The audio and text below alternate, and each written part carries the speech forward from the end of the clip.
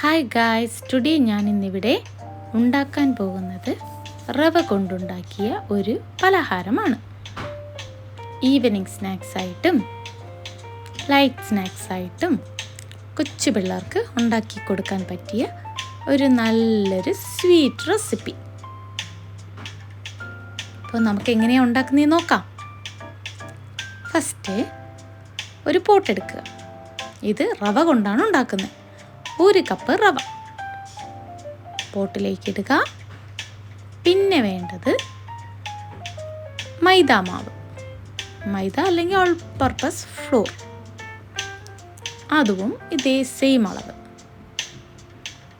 അത് കഴിഞ്ഞിട്ട് ഷുഗറാണ് വേണ്ടത്.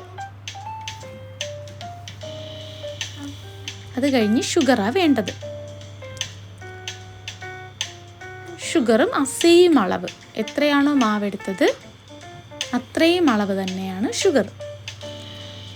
അത് കഴിഞ്ഞിട്ട് വേണ്ടത് നമുക്ക് എസൻസ് ആണ്. നമുക്ക് എന്താണ്, കൊച്ചു പിള്ളേർക്ക് വാനില എസൻസ് ഇഷ്ടമായിരിക്കുമല്ലോ. കേക്കൊക്കെ ഇഷ്ടപ്പെടുന്ന പിള്ളേർക്ക് വാനില എസൻസ് ഭയങ്കര ഇഷ്ടമാണ്. അപ്പം അങ്ങനെയാണെങ്കിൽ അത്, അല്ലെങ്കിൽ ഏലക്ക പൊടിച്ചിടാം. ഏതാണോ ഫ്ലേവർ, നിങ്ങളുടെ ഫ്ലേവർ അനുസരിച്ചിട്ട് എടുക്കുക. ഞാനിവിടെ വാനില എസൻസ് ആണ് ആഡ് ചെയ്യുന്നത്. അതൊരു 5-6 തുള്ളി ഒഴിക്കുക, 5-6 ഡ്രോപ്പ്. അത് കഴിഞ്ഞിട്ട് വേണ്ടത് ഒരു ബേക്കിംഗ് പൗഡർ അല്ലെങ്കിൽ ബേക്കിംഗ് സോഡ, അത് 1 സ്പൂൺ. അത് ഫുൾ എടുത്തിട്ടില്ല, ഒരു ഹാഫ്. അത് കഴിഞ്ഞ് വേണ്ടത് കുറച്ച് വാട്ടറാണ്.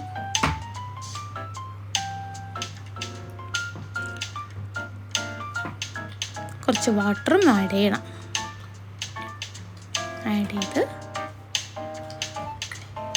ആഡ് ചെയ്ത് കഴിഞ്ഞിട്ട് നല്ല മിക്സപ്പ് ചെയ്യണം. മിക്സപ്പ് ചെയ്ത് കഴിഞ്ഞതിന് ശേഷം നമുക്ക് വേണ്ടത് ഒരു എഗ്ഗാണ്. 1 അല്ലെങ്കിൽ 2 എഗ്ഗ്. ഇതിപ്പോൾ 1 എഗ്ഗ് മതിയാവും.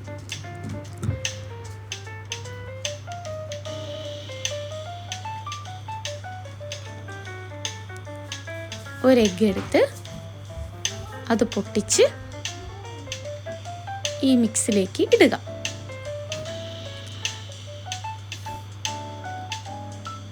ഈ ബാറ്റർ എന്ന് പറയുന്നത് ഒരു ഇഡ്ഡലി ബാറ്ററിൻ്റെ പരുവായിരിക്കണം. ഒത്തിരി വെള്ളം കൂടാനും പാടില്ല, തീരെ വെള്ളം കുറയാനും പാടില്ല. ഇച്ചിരി വെള്ളം കൂടെയാണെങ്കിൽ ഇച്ചിരി കൂടെ മാവിട്ട് കൊടുക്കുക. റവയും ഓൾ പർപ്പസ് ഫ്ലോറും ഇച്ചിരി കൂടെ ഇട്ട് കൊടുക്കുക. വെള്ളം തീരെ കുറവാണെങ്കിൽ ഇച്ചിരി വെള്ളം ആഡ് ചെയ്ത് കൊടുക്കുക. അത് കഴിഞ്ഞിട്ട് കാഷ്നട്ട് എല്ലാവർക്കും ഇഷ്ടമല്ലേ, അപ്പോൾ അതിൻ്റെ ഒരു ഫ്ലേവറും കൂടെ കിട്ടും. അപ്പോൾ കാഷ്നട്ട് കുറച്ചിടുക. എല്ലാം കാഷ്നട്ട് എടുത്ത് അതിനെ കുഞ്ഞായിട്ട് പൊടിച്ച്, അപ്പോൾ കടിക്കാനായിട്ട് കിട്ടും. ടേസ്റ്റും ഭയങ്കര ടേസ്റ്റ് കുറച്ചുകൂടെ കൂടും. കാഷ്നട്ടിൻ്റെ ഒരു ഫ്ലേവറും അതിൻ്റെ ടേസ്റ്റും എല്ലാം കൂടെ ആകുമ്പോൾ നല്ലൊരു യമ്മി സ്നാക്കായിട്ട് മാറും. അത് കഴിഞ്ഞ് സ്റ്റൗ ഓൺ ചെയ്യുക.